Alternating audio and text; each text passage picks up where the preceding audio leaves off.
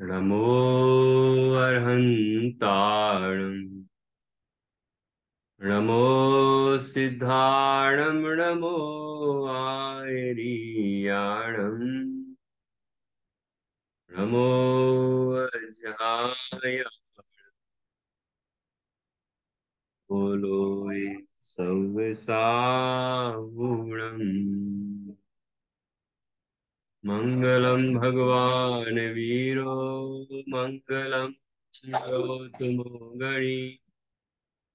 मंगलम कुंद कुंदाद्यो जैन धर्मोस्तु मंगलम सर्वमंगल मांगल्यम सर्व कल्याणकारकम प्रधानम सर्वधर्माणां जैनम जयतु शासनम जैनम जयतु शासनम विश्वप्रकाशि महिमान् ममानमेकम्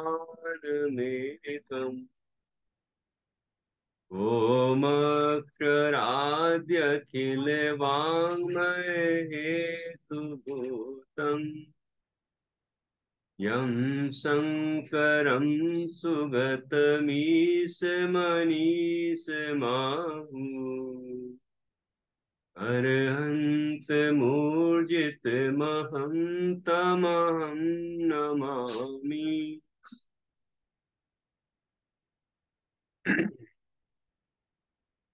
आचार्य श्री योगेंदु देव द्वारा रचित यह अमृता सीति नामक ग्रंथ है। इसके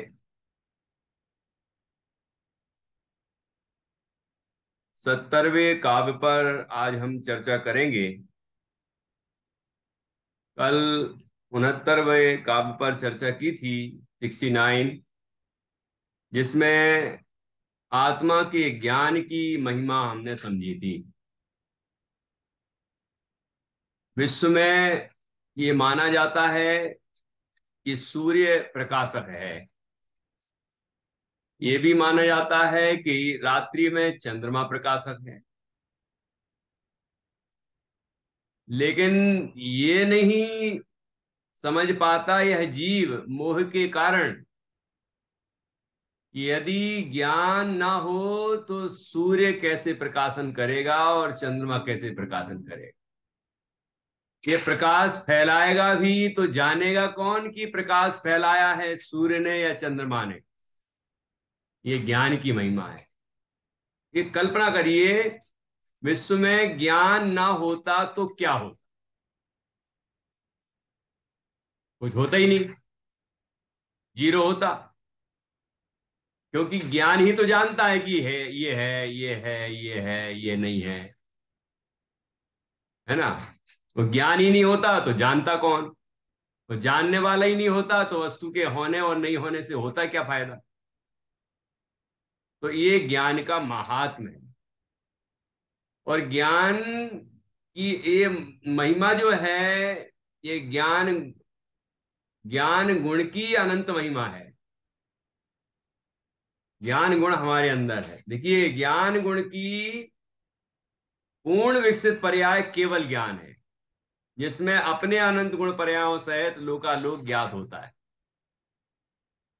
और इस ज्ञान का आत्म सन्मुख परिणमन किया जाए, मतलब इस ज्ञान में आत्मा का अनुभव किया जाए, तो उसको कहते हैं आत्मानुभूति, स्वसंवेदन ज्ञान, स्वानुभूति। और उससे जो आनंद प्रकट होता है वो अद्भुत है। उस आनंद का अनंतमय हिस्सा इतना आनंदमय है कि विश्व के सारे इंद्रिय सुख फीके हैं। ऐसा महिमावंत हमारा स्वानुभव है, ज्ञान है। ठीक है, उस ज्ञान की इतनी महिमा फिर स्वानुभव के फल में प्रकट होता है केवल ज्ञान। मतलब जो जीव निरंतर स्वानुभव करता है, अपनी स्वानुभव में तल्लीन हो जाता है, तो उस दशा में केवल ज्ञान की उत्पत्ति होती। तो केवल ज्ञान में यह जीव लोकालोक के समस्त पदार्थों को जानता। सोचिए, एक पर्याय में इतनी क्षमता है ज्ञान गुण की। जो पूर्ण विकसित पर्याय है केवल ज्ञान, ऐसी अनंतों पर्यायों को प्रकट करने की क्षमता जिसमें है वह है ज्ञान गुण। और ऐसा वह ज्ञान गुण हमारा भी ज्ञान गुण है। और ऐसा एक ही गुण नहीं है, ऐसे अनंत गुण हैं हमारे अंदर जो अनंत महिमावंत हैं। ऐसा जान के हमें अपने चैतन्य स्वरूप आत्मा की अनंत महिमा आना चाहिए। देखिए, यहाँ पर ध्यान योग की चर्चा चल रही है, तो ध्यान हम करें किसका? ऐसा अध्यात्म से, निश्चय से जब यहाँ चर्चा की जा रही है तो वह एकमात्र निशुद्ध चैतन्य तत्व ही बताया गया है। ठीक है, पहले व्यवहार की चर्चा कर ली थी, उसमें साथ में निश्चय की चर्चा भी की गई, और उसके बाद यहाँ पर आध्यात्मिक विशेष चर्चा की जा रही है। व्यवहार भी आता है, निश्चय भी आता है। तो निश्चय नय से निज शुद्धात्मा ही ध्यान का ध्येय है। वो शुद्धात्मा कैसा है, ऐसी महिमा यहां बताई जा रही लगातार। ठीक है ना? पहले उस आत्मा को प्राप्त करने के लिए ज्ञानी गुरु की महिमा बताई, फिर उस आत्मा की महिमा बताई, आत्मा में लीन होने पर जो प्रकट होने वाली परम अहिंसा है, अपरिग्रह है, और ये सारी चीजें जो महिमावंत हैं ये सब बताई। समाधि की दशा है, समता है। ठीक है ना? अब इसके बाद आगे इसी बात को और पुष्ट करते हैं कि ये आत्मा कैसा महिमावंत है। आचार्य कुंद कुंद स्वामी के ग्रंथों में आगत एक श्लोक यहाँ पर दिया गया है, वह तदुक्तम के रूप में दिया गया है, मतलब कहा भी है। तो आचार्य कुंद कुंद स्वामी ने कहा है, ऐसा लिखा है। अब हम विशेष में पढ़ेंगे कि वो आचार्य कुंद कुंद स्वामी जो प्रसिद्ध आचार्य कुंद कुंद स्वामी हैं वही हैं कि कोई और हैं। ये चर्चा हम आगे करेंगे। पहले हम इसका अर्थ समझें और उसका मर्म हम जाने। देखिए, 70वां श्लोक है। उसके पहले हम एक बार थोड़े से कुछ पंक्तियां पढ़ना रह गई थी। भाव तो हमने समझ लिया था, लेकिन पंक्तियां पढ़ना रह गई थी विशेष की, वो पढ़ेंगे और उसके बाद फिर 70वां काव्य पढ़ेंगे। देखिए यहाँ पर, वस्तुतः स्थिति भी ऐसी ही है कि जो आतप या सूर्य का, आतप अर्थात सूर्य का, या उद्योत अर्थात चंद्रमा मणि आदि का रूप प्रकाश की अवस्थाएं हैं, वे वस्तुतः पुद्गल परिणाम होने से स्वयं ही ज्ञान रहित हैं। फिर अन्य किसी पदार्थ का बोध कराना या उसे प्रकाशित करना उनके द्वारा कैसे संभव हो सकता है? ठीक है, प्रकाश क्या है? वो पुद्गल, सूर्य का प्रकाश, चंद्रमा का प्रकाश पुद्गल की अवस्थाएं हैं। वो पुद्गल कैसे बोध कराएगा, ज्ञान कराएगा? तो कैसे वो प्रकाशक हुआ? तथा पुद्गल के परिणाम का सीमा क्षेत्र भी पुद्गल तक ही है। पुद्गल केवल पुद्गल को ही प्रकाशित कर सकता है। अतः यदि प्रकाश रूप पर्याय से व्यवहार दृष्टिया किसी को प्रकाशित कर माना भी जाए तो वे चंद्रमा और सूर्य मात्र पुद्गल को ही प्रकाशित कर सकते हैं, विश्व के अवशिष्ट जीवादि 5 द्रव्यों को नहीं, क्योंकि वे अरूपी हैं। कौन अरूपी हैं? वे 5 द्रव्य, जीव, धर्म, अधर्म, आकाश, काल, ये 5 द्रव्य जो हैं ये अरूपी हैं। ठीक है, एकमात्र पुद्गल द्रव्य ही रूपी है। तो रूपी को ही वो प्रकाशित कर सकते हैं, अरूपी 5 द्रव्यों को नहीं। अतः क्योंकि वे अरूपी हैं और रूपी द्रव्य की पर्याय का अरूपी द्रव्य के प्रकाशन में उपचार भी लागू नहीं होता है। ठीक है, सूर्य के प्रकाश में, चंद्रमा के प्रकाश में आत्मा नहीं दिख सकता। धर्म द्रव अधर्म द्रव आकाश द्रव नहीं दिख सकते, क्योंकि वो अरूपी हैं। रूपी प्रकाश में अरूपी द्रव्य नहीं दिख सकते। अतः निश्चय दृष्टिया तो सूर्य चंद्रमा के द्वारा पदार्थों का प्रकाशन संभव ही नहीं है। और व्यवहार दृष्टिया माना भी जाए तो उनका क्षेत्र मात्र जड़ पदार्थों तक सीमित होने से वह चेतन सत्ता के लिए अकिंचित कर होने से उपादेय कतई नहीं हो सकते। सूर्य चंद्रमा आत्मा के लिए उपादेय नहीं हो सकते, कतई नहीं हो सकते। वो अकिंचित कर है, मतलब किंचित भी वो आत्मा को प्रकाशित नहीं करते हैं, नहीं, और आत्मा उनसे प्रकाशित नहीं हो सकता है। इसलिए वो हमारे लिए उपादेय नहीं है, ग्रहण करने योग्य नहीं है, महिमावंत नहीं है, आश्रय करने लायक नहीं है, वस्तुतः वो प्रकाशक नहीं है। जबकि चेतन तत्व अनंत ज्ञान शक्ति का पुंज है, जिसकी एक समयवर्ती केवल ज्ञान पर्याय लोकालोक के समस्त पदार्थों को व उनकी त्रिकालवर्ती अनंतानंत पर्यायों को युगपत प्रकाशित करने में समर्थ है। केवल ज्ञान आत्मा के ज्ञान गुण की एक पूर्ण विकसित पर्याय, ठीक है, इतनी महिमावंत है कि लोकालोक के समस्त पदार्थ अपने त्रिकालवर्ती परिणामों सहित एक साथ प्रकाशित होते हैं, ज्ञात होते हैं।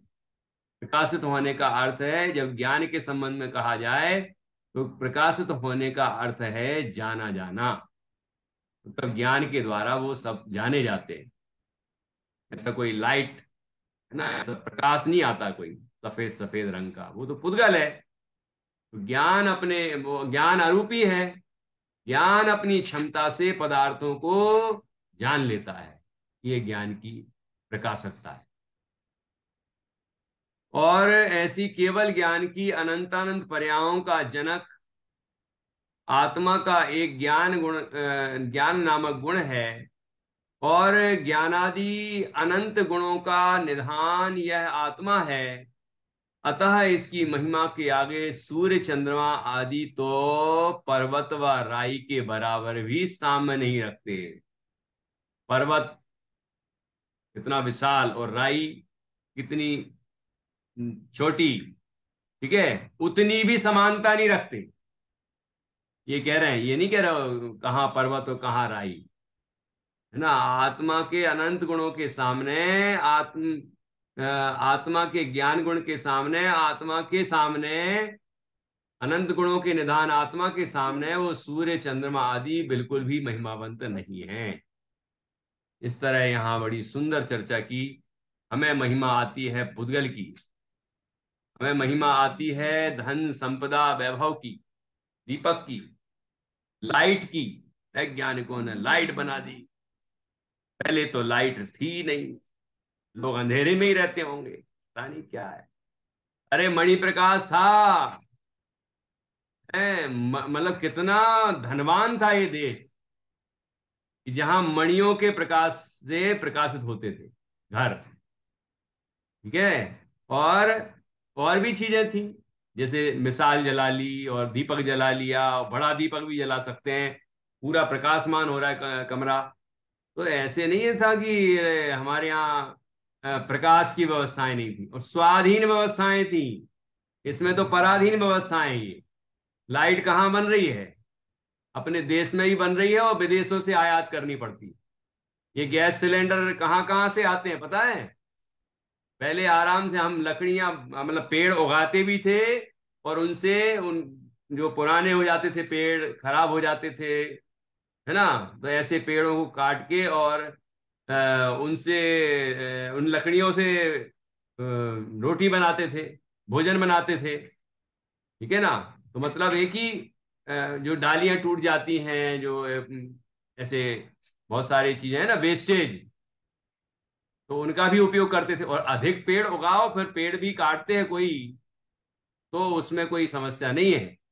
हम ये नहीं, हिंसा का उपदेश नहीं दे रहे हैं कि हरे भरे पेड़ों को काटना चाहिए, है ना, लेकिन पेड़ उगाते भी थे, और जो सूखे पेड़ होते थे उनसे लकड़ियां प्राप्त होती थी, उससे अपना भोजन ही बना लेते थे, लेकिन विदेशों से तो कुछ नहीं मंगाना पड़ता था ना। आज हर चीज विदेशों से आने लग गई है, हम निर्भर हो गए। हमारे यहाँ जो कपड़े बनते थे तो अपने देश की चीज से देश की चीज बनती थी। ऐसी बहुत सारी चीजें हैं जिनमें हम धीरे धीरे डिपेंडेंट होते जा रहे हैं, है ना। अब आप देख लो, अब छोटी छोटी बातें करूंगा तो आप कहेंगे क्या पंडित जी क्या क्या सोचते रहते, है ना। लेकिन विचार करने की बात है कि हमारी जैसे वेस्टर्न कल्चर की जो चीजें हैं वो कितनी हमारे लिए हार्मफुल है, नुकसानदायक है। पानी की बर्बादी हो रही है, वेस्टर्न कबोर्ड, है ना। और इंडियन में चले जाओ तो कम पानी लगेगा फ्रेश होने के लिए। और उधर जो कमोड है वो पश्चिम सभ्यता वाली, तो उसमें ज्यादा पानी लगेगा। तो ऐसी मतलब हम करते जा रहे हैं कुछ भी। नेचुरल चीजें होती थी, हम उन चीजों का उपयोग नहीं कर रहे। जैसे कोई चीजें ठंडी रखने के लिए दूध फटे नहीं, ऐसे उपाय, फल खराब नहीं हो, सब्जियां खराब नहीं हो, बहुत सारे उपाय थे। लेकिन उन उपायों को भूलते जा रहे हैं और सीधा उठाया और बिना दिमाग के और फ्रिज में रख दिया। और बस हम सोचा वाह वाह फ्रिज है हमारे घर में, है ना। लेकिन ये नहीं सोचा कि फ्रिज में रखी हुई चीज अशुद्ध हो गई और हमारे वो कब्ज बनाएगी, बीमार करेगी हमें। थोड़ा विचार करना चाहिए। बाकी अभी मुझे ये विषय नहीं लेना है। अभी मेरा विषय चल रहा है अपने, अपनी महिमा नहीं है जीव को, अपने देश की महिमा नहीं है, ऐसी अपने स्वभाव की महिमा नहीं है। अपनी चीज की महिमा आ जाए तो कल्याण हो जाए जी। निधि जी कुछ पूछ रही।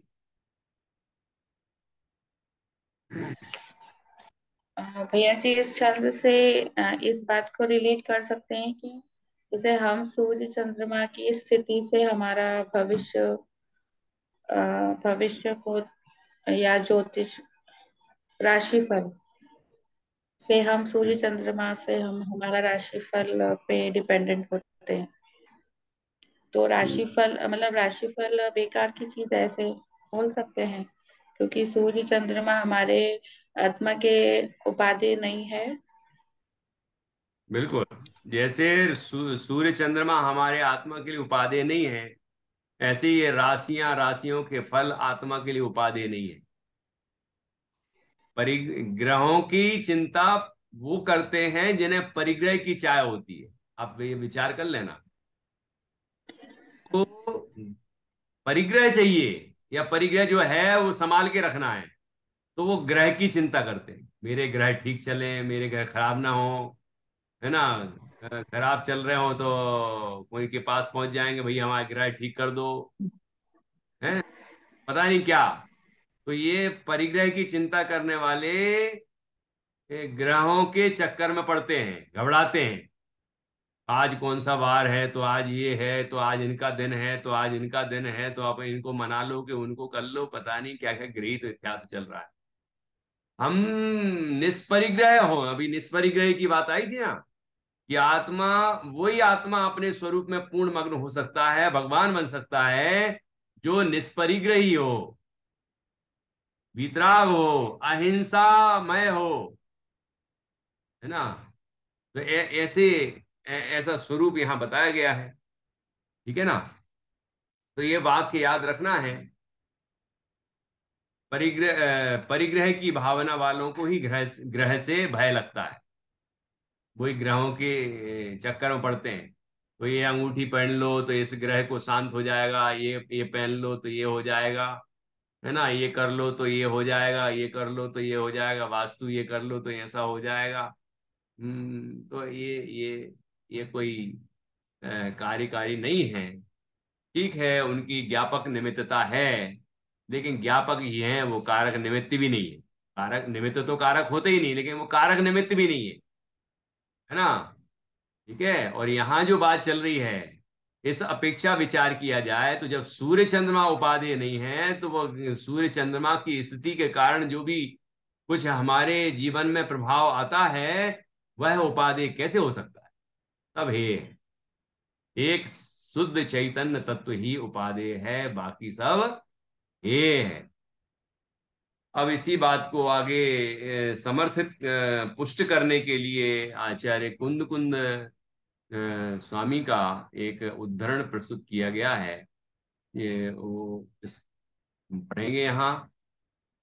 वही श्री कुंद कुंद आचार्य देव ने भी कहा है। श्री कुंद कुंद आचार्य देव के द्वारा या माध्यम से यही निरूपण करते हुए यह वृद्ध मत संवाद बता रहे हैं। पढ़ेंगे। यो लोकः यो लोकम बिंदी यो लोकम ज्वलत्यनल्प महिमा सोप्येश सोप्येश तेजो निधि यस्मिन् सत्यवभाति नासति पुनर्देवोंसु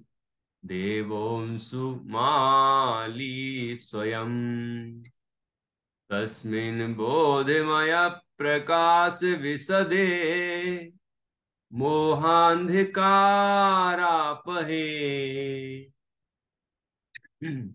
येन्तर एन्तर्यामिनि पूरुषे पूरुषे प्रतिहते संसेरते ते हताः। ये शार्दूल विक्रीडित छंद है। देखिए इसमें क्या कहा गया है। ये भी उसी बात का पोषक है। इसमें भी जैसे कुछ शब्द दिखाई दे रहे हैं कि सो यो लोकम, जो लोक को, ज्वलत्यनल्प महिमा, ज्वलती अनल्प महिमा, संपूर्ण महिमा से, ज्वलती अर्थात जलाता है, अपनी तीक्ष्ण किरणों से जलाता है। सह अपि एसह तेजो निधि ही, वह ही यह तेज की निधि। कौन है वो? तेज की तेज से जो युक्त है वो कौन है? सूर्य। उसकी विशेषताएं बताई जा रही। यस्मिन सती अवभासति अवभाति न असति पुनः देव देवा अंशुमाली स्वयं। ये वो अंशुमाली है, हजार किरणों वाला है ना, से किरणों से संपन्न है वह। और सूर्य, वो सूर्य है। तस्मिन् बोधमय प्रकाश विशदे मोहांधकारापहे। लेकिन क्या वो मोहांधकार को नष्ट कर सकता है? कि नहीं, वो मोहांधकार को नष्ट नहीं कर सकता। जो ज्ञानमयी तत्व है वह ही मोहांधकार को नष्ट कर सकता है। तस्मिन् बोधमय प्रकाश विशदे मोहांधकारापहे ये अंतर्यामिनी पूरुषे अप्रतिहते संसेरते ते हता। ठीक है, अब ये थोड़ा सा अपन यहाँ खंडान्वय के माध्यम से विशेष अर्थ समझेंगे।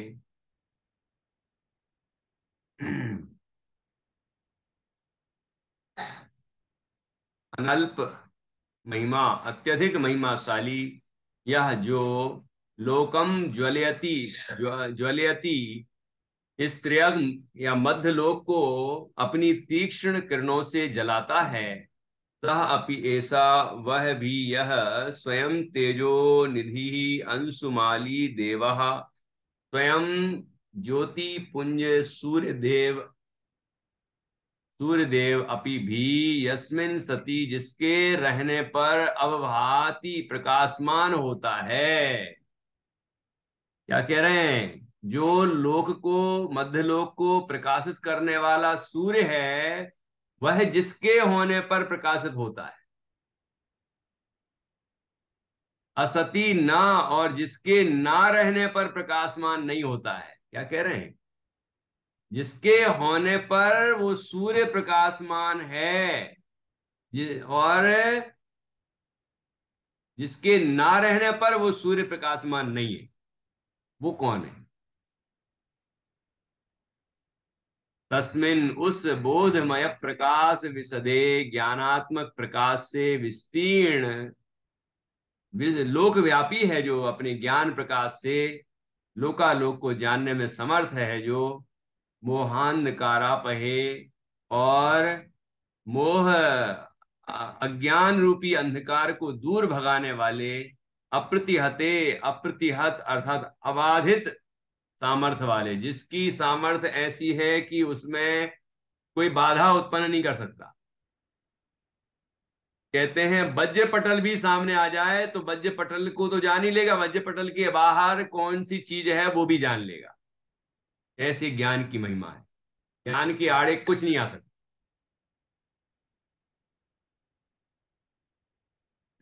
अंतर्यामिनी पूर्व से देह के अंतर में, देह के अंतर में विद्यमान पुरुष अर्थात आत्मा के संबंध में ये संशय रते जो सुप्त या प्रमाद युक्त है, अज्ञान भाव रखते हैं, अर्थात आत्मा की जो महिमा नहीं जानते, आत्मा का अनुभव नहीं करते, आत्मा की शक्ति को पहचानते नहीं हैं, वे हताहा, वे हतभाग्य हैं, अभागे हैं वे, जो अपने आत्मा को नहीं पहचान, कर्म बंधन के कारण विनाश को प्राप्त होते हैं। वे कर्म बंधन करते रहते हैं और संसार में ही परिभ्रमण करते रहते हैं, दुखी होते रहते हैं।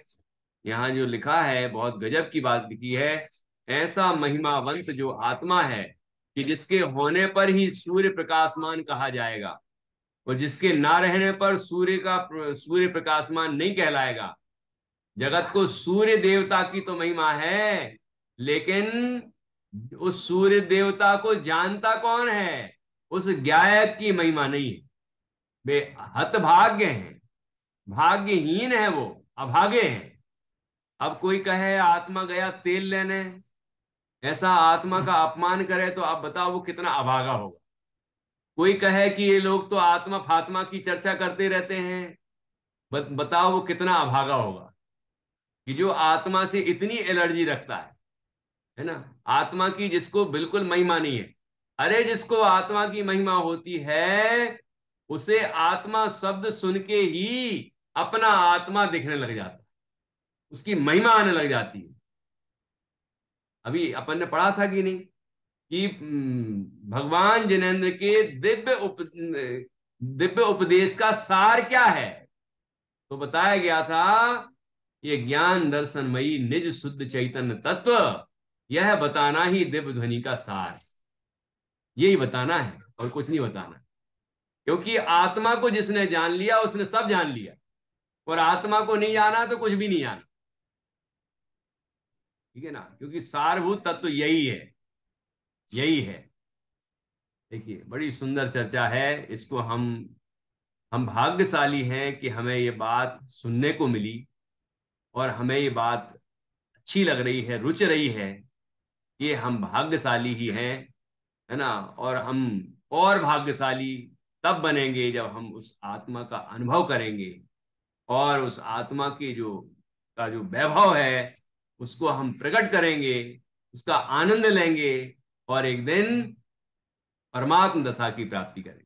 मुनिराज को बड़भागी कहा, मुनि सकल व्रति बड़भागी, बड़े भगवान हैं, भाव भोगन ते वैरागी, वो संसार शरीर भोगों से विरक्त हैं, है ना। वैराग्य क्या कहा मैंने, मुनि सकल व्रति बड़भागी, भव भोगन ते वैरागी, वैराग्य उपावन माई, जिन ते अनुप्रेक्षा भाई। माँ के समान है वो, 12 भावनाएं, ऐसी गजब की महिमा है। बड़े भाग्यशाली हैं जिन जीवों को संसार से वैराग्य होता है। बेभाग्यशाली नहीं है जिनके पास वैभव होता है, भाग्यशाली वे हैं जो उस वैभव से, बाह्य वैभव से, भौतिक वैभव से विरक्त हो जाते हैं। वे भाग्यशाली, ये भाग्य की, भाग्यशाली होने की जीवों की परिभाषा ही बदली हुई है मोह के कारण। अभी ये स्थिति है तो हमें उस पर विचार करना चाहिए, हम ऐसे मोह में ना पड़े, हम सच्ची महिमा को समझें। किसकी महिमा है, सूर्य की महिमा है कि गाय की महिमा है, ये समझने की जरूरत है। जीवों को सूर्य की महिमा आती है, अपनी नहीं महिमा आती। सुबह सुबह लोग अन्नमत में सूर्य को नमस्कार करते हैं, अपने आत्मा का अनुभव नहीं करते। हम जैनी लोग भी सूर्य को नमस्कार करते हुए दिखेंगे बाहर से, लेकिन सूर्य को नमस्कार नहीं करते। सूर्य के अंदर जो जिन बिंब हैं, जिन मंदिर हैं, हम उनको नमस्कार करते हैं। भरत जी उनको नमस्कार करते थे। लोगों ने देखा कि भरत जी तो सूर्य को नमस्कार कर रहे हैं, तो बस परंपरा चल गई, सूर्य देवता को नमस्कार करने लगे। सूर्य देवता को नमस्कार नहीं करते थे वो। जब सूर्य संक्रांति का जो समय आता है ना, तो यहाँ उत्तरायण होता है जब, तो ऐसी वहां पास में होता है जब, तो अयोध्या में जो महल रह था उनका, तो वहां से सूर्य पास दिखता है, मतलब ऐसा, जब वो गति ऐसी होती है ना, तो वहां से उनको वो जिन मंदिर दिखते थे, उसके अंदर जो जिन मंदिर है ना, उसको उसके दर्शन करते थे, नमस्कार करते थे। लोगों ने सोचा कि सूर्य को नमस्कार कर रहे हैं। जब ऋषभ देव को बरगद के पेड़ के नीचे बैठे ऋषभ देव मुनिराज को केवल ज्ञान हुआ, तो मुनिराज तो अरहंत अवस्था में 5,000 धनुष ऊपर हो गए धरती से।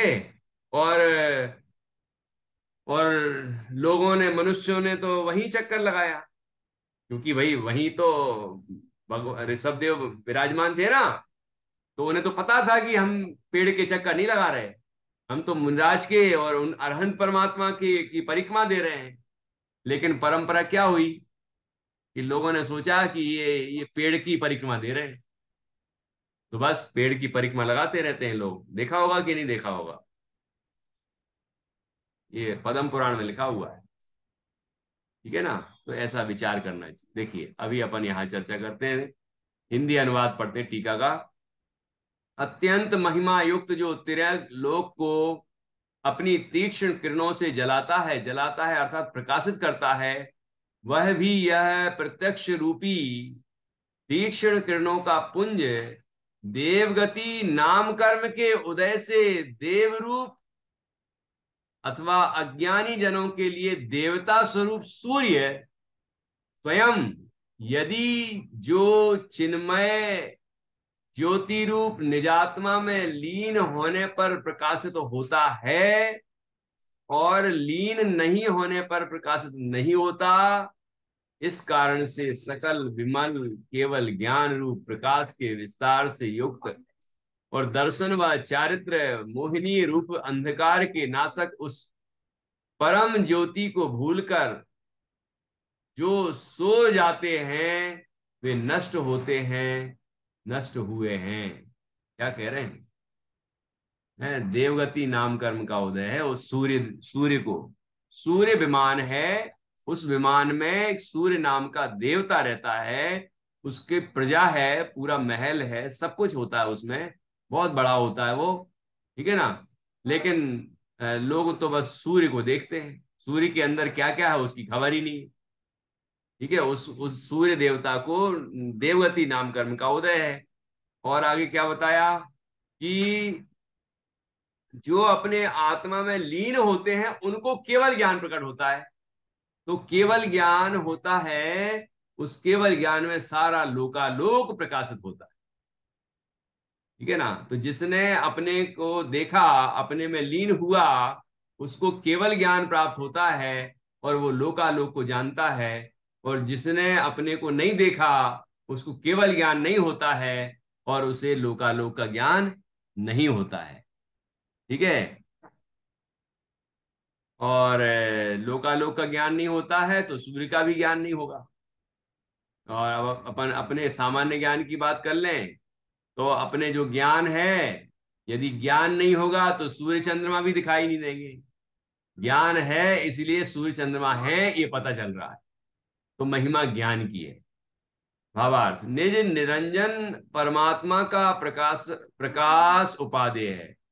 आत्मा में उत्पन्न होने वाला जो प्रकाश है अर्थात केवल ज्ञान प्रकाश, ज्ञान प्रकाश, चैतन्य प्रकाश अर्थात जानना, वो उपादेय है, वो अनुभव करने योग्य, ऐसा तात्पर्य है। विशेष पूर्व पद के भाव का सूचक यह छंद टीकाकार के अनुसार आचार्य कुंद कुंद की उक्ति है, किंतु ये कुंद कुंद या कौंड कुंद कौन से हैं यह निश्चित नहीं है।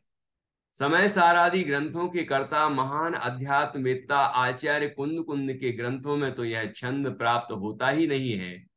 हाँ, आचार्य विद्यानंदी ने आप्त परीक्षा नामक ग्रंथ में कारिका नंबर 86 में तदुक्तम कहकर इसे उद्धृत किया है, तथा कर्ता का निर्देश वहां उन्होंने नहीं किया।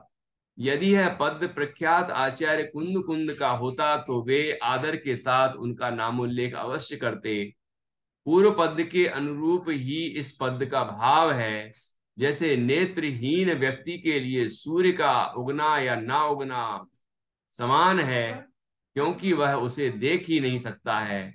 वस्तुतः उसके लिए तो प्रकाश पुंज के रूप में सूर्य का कोई अस्तित्व ही नहीं है। इसी प्रकार यदि ज्ञान जाने नहीं तो सूर्य का प्रकाशित होना व्यर्थ है। इस प्रकार ज्ञान की विशेष महिमा यहाँ बताई गई है। ऐसे मोहांधकार के नाशक ज्ञान ज्योति के पुंज आत्म तत्व, ऐसा ज्ञान जिसका स्वरूप है ऐसा आत्मा, आत्म तत्व, ऐसे मोहांधकार के नाशक ज्ञान ज्योति के पुंज आत्म तत्व। कहाँ है वो आत्म तत्व? प्राप्त शरीर में ही विद्यमान होने पर भी ऐसे आत्म तत्व के प्रति जो प्रमाद युक्त है तो यहां विद्यमान, लेकिन प्रमाद ऐसा है कि उस तरफ देखता भी नहीं। वे वस्तुतः हतभागी ही कहलाएंगे कि यहाँ देह देवल में विराजमान है, लेकिन अंतर की तरफ दृष्टि करके उसका अनुभव नहीं करते। वो हतभाग्य हैं, भाग्यहीन हैं कि ऐसा देवता मिला है हमें, चैतन्य देव, ऐसा तत्व मिला है। मतलब हम ऐसे तत्व हैं कि जिसके एक गुण की इतनी महिमा गाई है, ज्ञान गुण की। तो ऐसे अनंत गुणों का स्वामी है तो वो कितना महिमावंत है, कितना महिमावंत है। लेकिन जीव को उस अपने तत्व की महिमा नहीं आती, जो देह में विराजमान है लेकिन देह से अत्यंत भिन्न है। जो ज्ञान लक्षण से ज्ञात होता है, अंदर में जो जान रहा है वही मैं हूं। जहां जहां ज्ञान हो रहा है वहां वहां आत्मा है, और वह ज्ञानमयी तत्व वह मैं हूं। ऐसा जीव अपने ज्ञान स्वरूप तत्व का अनुभव करे तो निश्चित रूप से परम आनंद की प्राप्ति होती है, और वह ज्ञान भी विकसित होता जाता है, और केवल ज्ञान होने पर अनंत सुख की प्राप्ति होती है। उस केवल ज्ञान में लोकालोक प्रकाशित होता है। ऐसा प्रकाश, चिन्ह चैतन्य का प्रकाश आत्मा में प्रकट होता है। स्वभाव से तो है, अभी थोड़ा प्रकट है, केवल ज्ञान होने पर पूर्ण प्रकट होता है, अनंत प्रकाशमान होता है। वो है ना, लोकालोक उसके ज्ञान में ज्ञात होते हैं।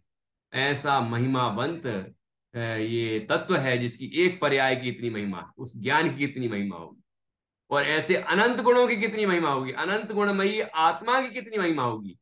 ऐसा वह आत्मा मैं हूं, ऐसा हम सबको अनुभव करना चाहिए। यही बात यहाँ पर बहुत सुंदर ढंग से बताई गई है। हम सभी अपने आत्म स्वरूप की महिमा गाएं और आत्म स्वरूप का अनुभव करें, केवल महिमा न गाएं। जिसकी चर्चा इतनी सुंदर, वो कितना सुंदर होगा, तो कितना सुंदर होगा ये अनुभव करके हम देखें तो ही इस भजन का कोई महात्म है, और ये जो चर्चा हमने की है उसकी कोई महिमा है। यदि हम अनुभव न करें तो ये आत्मा की चर्चा मिलने पर भी हम उसका लाभ नहीं उठा पाएंगे। इसीलिए हम अपने आत्म स्वरूप की महिमा करें। इस तरह हमारा 70वां काव्य पूर्ण हुआ। 71वें काव्य पर चर्चा कल करेंगे। जिनवाणी से निज निधि निज में बताई,